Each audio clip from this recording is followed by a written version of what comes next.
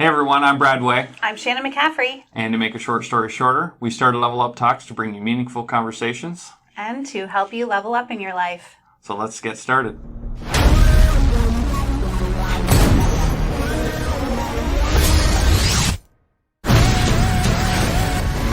If you're not progressing, you're dying. You should teach your kids not to want more money, but to want more happiness. But the experiences I've had, they've definitely shaped and shifted me.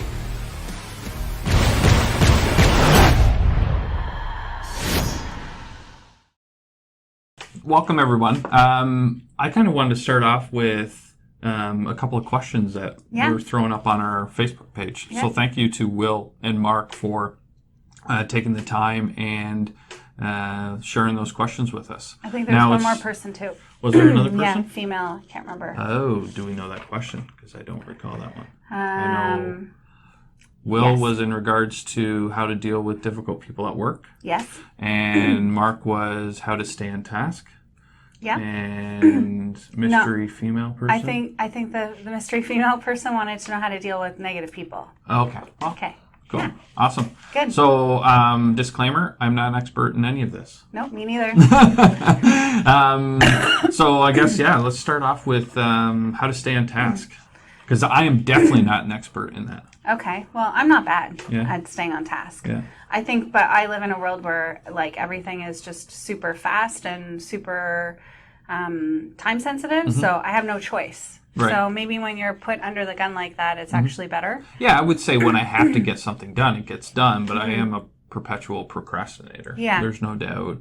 I feel better about myself when I don't do that. But I think a lot of people do. I don't think it's abnormal at all. I think we kind of manage our time to get things done. Mm-hmm. And it tends to, we prioritize. So unless it's something that you really want to do, I spend time doing the things that I want to do. Yeah. The things that I don't want to do, like make an RFQ and type up a thing, that's not my bag. I know it's necessary to meet the needs of my clients, but it's not something that I get excited about. I do the eat that frog approach. Right. So there's a book, Eat That Frog. If you had to eat a frog in a day, you eat that frog first thing in the morning, because otherwise you're going to dread it all day, and it's going to actually make your other activities less productive because you're stressed out about eating that frog.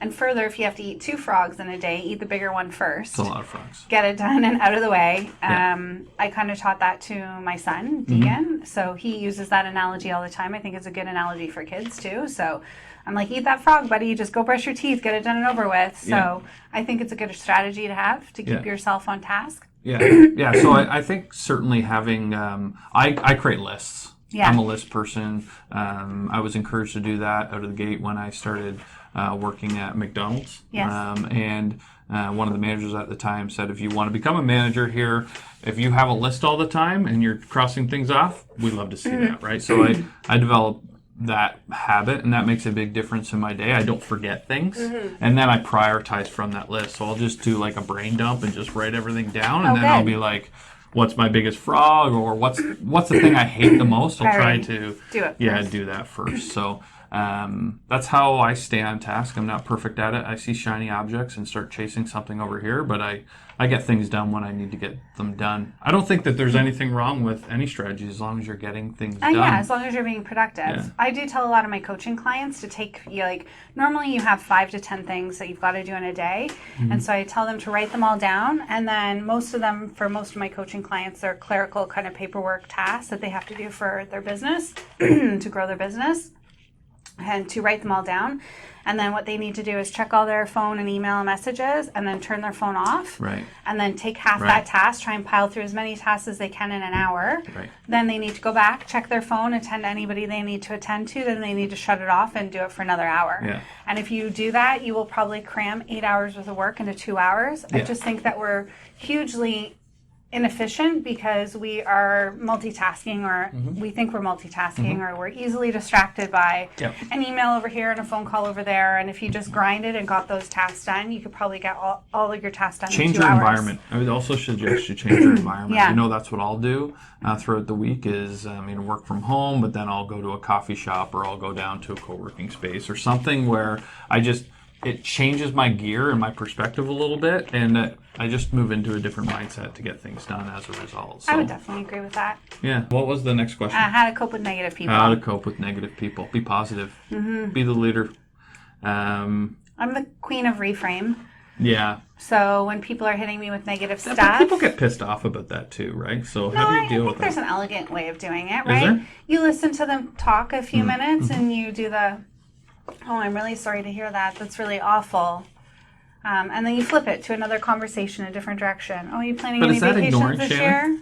No. No? Because I think a lot of times it's meaningless crap that they're complaining about, right? I know, but I mean, at what point is it that you need to help them move through it? Well, of course, if it's like an actual trauma or something that's upsetting to them, I'm not going to just reframe them in the middle of their, crying and tears. But for the most part, I think most people who are negative are often complaining about things that really are insignificant. They're small in the big grand scheme of Right. things. They got a flat tire, or their moving truck was 2 hours late, Yeah. or something. Yeah.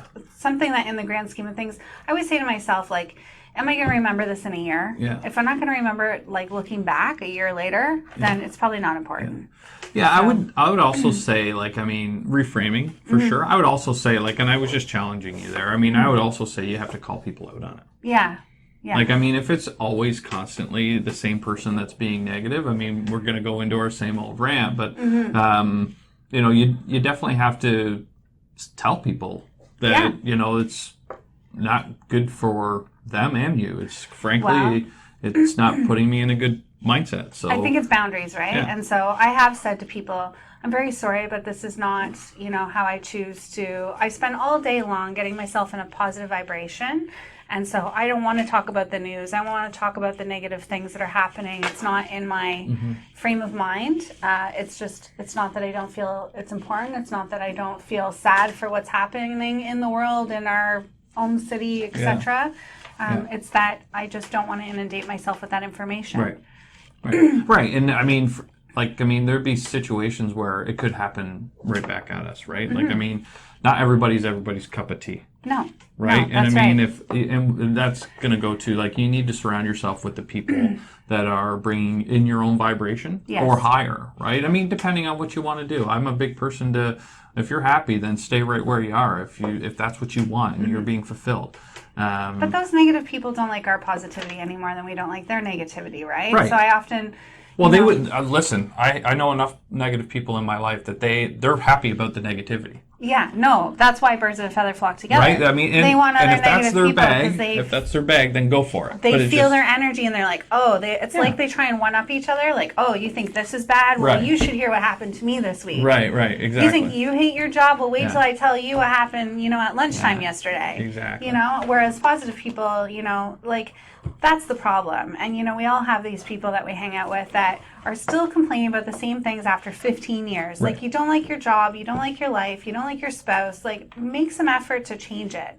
Work on it. Don't just keep complaining about it and expecting it to change. That's the definition of insanity, doing the same thing over and over and expecting a different result. Right. You've got to take action to make those things change and to... I think people think they're stuck. We talk about this all the time. They're not stuck. They have a choice.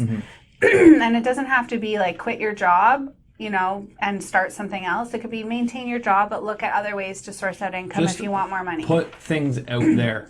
Put things out there. Be yourself. I keep saying that, but that's really my mantra. Is just keep doing you and put self out there. If you're not happy, share, not in a negative way, but share that you're not happy and these are the things that I want to do.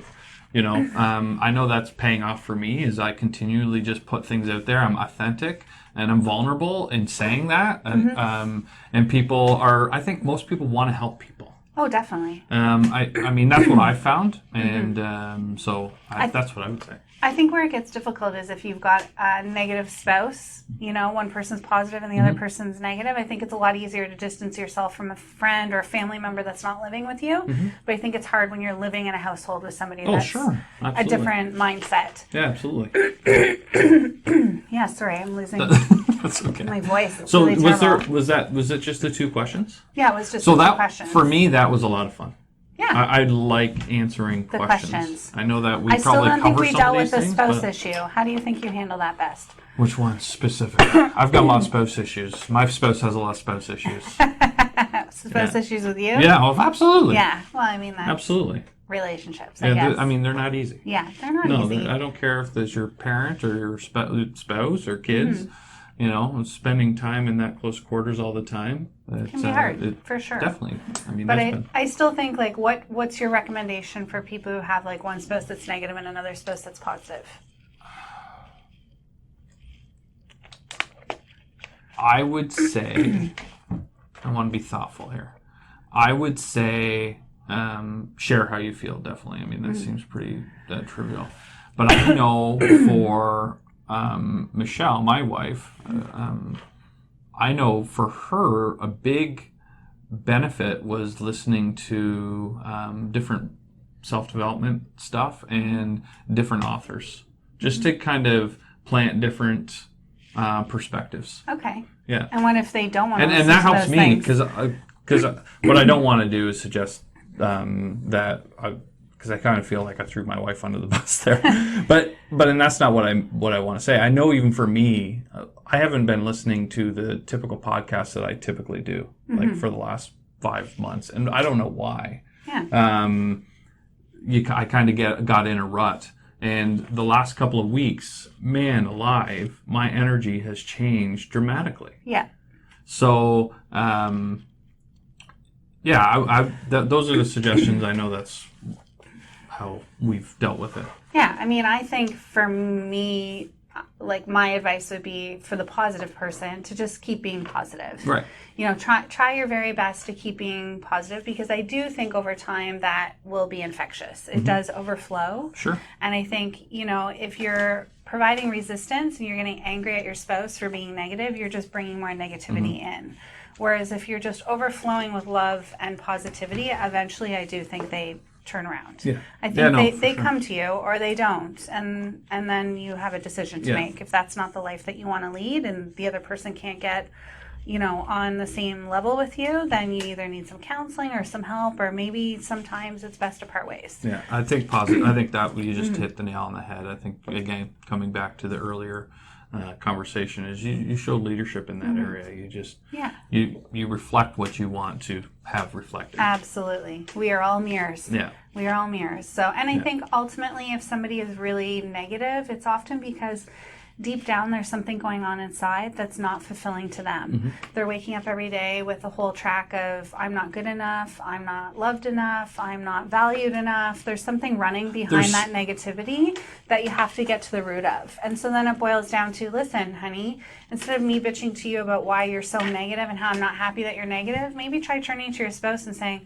you're really negative and I'm wondering, like, what's going on? Like, are you not happy? Are you not happy with your work? Are you not happy with the relationship? Like, what can I do for you to help make your life better and help bring you over to my side? Yeah, I think actually that's a good point too. And I've read some books on, helping someone else live a better life will allow you to live one too, right? Yes. So I think that's... So I think it's just showing kindness and compassion and then just trying to break through, because most of the time that negativity is coming from some sort of sadness. It's something within themselves that's, you know, they're just deep down sometimes just a broken little boy or girl that's sitting in there. Sure. That's just still trying to deal with some Yeah, I stuff think subconsciously. I think we're taking probably whatever has happened to in the past. I kind of like there's people that deal with things one way or another, and I don't know where that really stems from. You know, like you could take two people from a similar environment and they're completely different.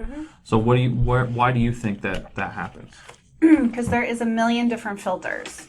There's a million different stories, a million different things that you've watched where you've picked up on something and I picked up on something different. And so, you know, I always like to use the example of 101 Dalmatians, that movie where the lady in it that's smoking the cigarette is like known as being Cruella de Vil. Cruella de Vil. She's known as like the rich sort of bitch in it, right? And so, you know, as a young child, that might have resonated with some people really strongly as to, you know, rich people are evil. But to somebody else, they might not have resonated or even tuned into that. So that's just one example of one filter. We have millions and millions and millions of filters that have been put on there that have been programming us subconsciously that creates the values and the belief systems that we have. Right. And so although you're never ever going to have two people raised exactly the same, where the same things are being said both parties, or the same things are both being seen through their eyes. They're going to watch the same movies, have the same friends, have the same experiences. I would like to say it's probably impossible. Sure. And then everybody's got their own mind, so their interpretation of those things are going to be different. So I think that's why you can have two people in the same environment and one come out and do one great thing and the other person go out and go a different way. Right. Yeah. So switch gears a little bit. Last night, my son finished up his soccer league and they won. So awesome. Yeah.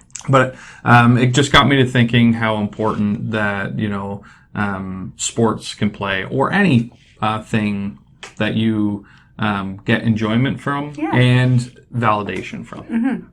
A team. A team. Yeah. Or, I mean, I don't want to discredit Or a any solo of the sport, solo sports, anything. but that I find that I was really yearning for my son Elias to get that type of exposure, because for a long time he didn't. He played some recreational sport, but he didn't really. I don't think he felt like he belonged to something, and now this is where he feels. I guess that's what I'm getting at, is that community of belonging, and something that he's really proud of. Do you think maybe that's why we love our kids in sports so much? I know it's not for my own self gratification. Is I know how important it played a role in my life. That's the selfish part for me. And why do you think it was played a role in your life? What do you think that you get out of playing a sport that's really valuable, other than the skill of that sport, which most people don't go on to be pros? So it's you're putting them in not necessarily to be a pro, but well, to play a team sport, it doesn't take any one individual. You rely on one another. If you make a mistake, you're letting other people down. You have to show up and you have to practice. You have to put in the effort. Commitment. Teaching them commitment. There's a whole bunch of things that I think sport is incredibly valuable. I mean, discipline. Listening to an authoritative figure tell you, this is what you need to do. You need to be humble. Those types of values. There's a lot of values tons of that get out of value in it. So I figure skated for a lot of years, so I really got the notion of like falling and getting back up. Sure. Because that's what I do. You practice jumps and spins, and you just fall and get back up and get back up and get back up and get back up, and it was just a really good mantra for moving forward in life, to get back up. I didn't know you figure skated. Many years. There you go. Yeah. Little things you didn't know. Little tidbits. Yeah. So I guess to kind of wrap this up, I just wanted to throw it out there again to get more questions. Yeah. I mean, absolutely. I think the questions are really helpful. They're helpful for us for sure, and I think hopefully they're more valuable to you because they're yours. Yes. So with that, I hope you have a great day. Yes. And week or month. Good luck leveling up. Cheers. Take care.